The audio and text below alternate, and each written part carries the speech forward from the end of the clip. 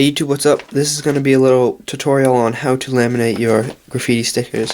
So I will also include how to laminate it with the privacy shield from DHL. So first things first is that if your sticker is drawn with like an ink-based marker or something that will fade outside and you're planning to put it somewhere that it's going to get wet, you definitely want to laminate it, or I would better suggest clear coating it, but that's a different video. So if it is drawn with ink-based markers or something that's not going to hold up on the streets, stencils that are done with spray paint, there's no need to put a sealer or a laminate over them, just because it's just a little excessive for what you're going to do. So you're going to want to get whatever stickers you have together and don't cut them out before you're laminating them. So I'm going to laminate this one. As you can see, it's just a square cut around it, nothing special. So if something like this, you're going to want to leave it with its edges on before you laminate it. It'll make it a lot easier in the long run. So once you have the sticker you want, if you're using the DHL shield, you're going to want to cut a 1/4 inch or 1/2 inch edge around the sheet itself, because it is actually attached, and this way you'll be able to get to the laminate itself. Do not try and rip it, because it just gets all gross, and as you can see, it has actually pulled some of the laminate off and just made it a mess. So definitely cut it. So once you have your laminate, or you've finished cutting it, you're going to want to flip it over and just peel back one of the sides a little bit. You can use scissors to just get the edge open if you want. Alright, so once you've got that little piece pulled back, you're going to want to pull it straight back all the way across and try to make it as even as you can. And then you're just going to fold the backing down. So once again, you're going to want to try and make that as even as you can.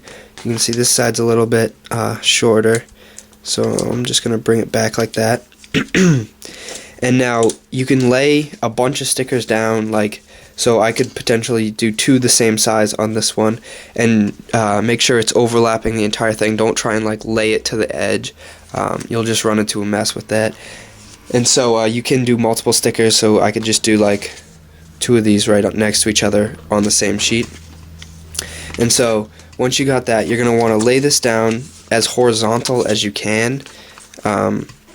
So just as even as possible. Just trying to get this on the camera. And then just press down the exposed edge. Okay, and then once you've got that placed down, you can kind of judge where your sticker is going to be under it, so that's going to work. And you're going to want to get a flat edge, whether it's a ruler, or, I mean, you can get like wallpaper smoothers, but I mean, essentially you just need something that's flat and that you can hold in one hand.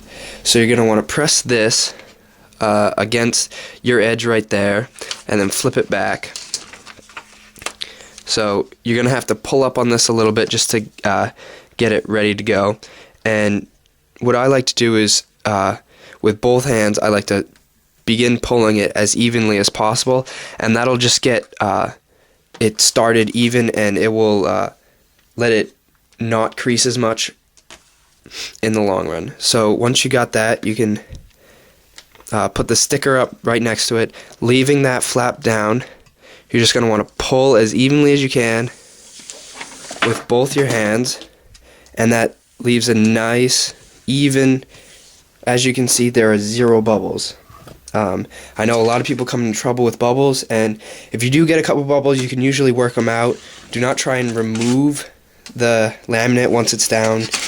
This is a risk you take with laminating stickers, but you can usually just work them out if you like pull alongside it. But this method that I use rarely ever comes up with bubbles. So once you have laid it all down, you're going to want to start pulling the edges up, and as you can see, it is starting. It is stuck to the laminate, and best case scenario, you are able to cut everything off that you want. Usually right after I laminate, I go in there and just cut off as much excess as I can. As you can see, the scissors do tend to stick, so just be very careful. Do not try and stick things down anywhere. What you can do though is put it back on the backing for a little bit and cut from there. That really helps to make it a lot smoother. So I'm just gonna cut down the edges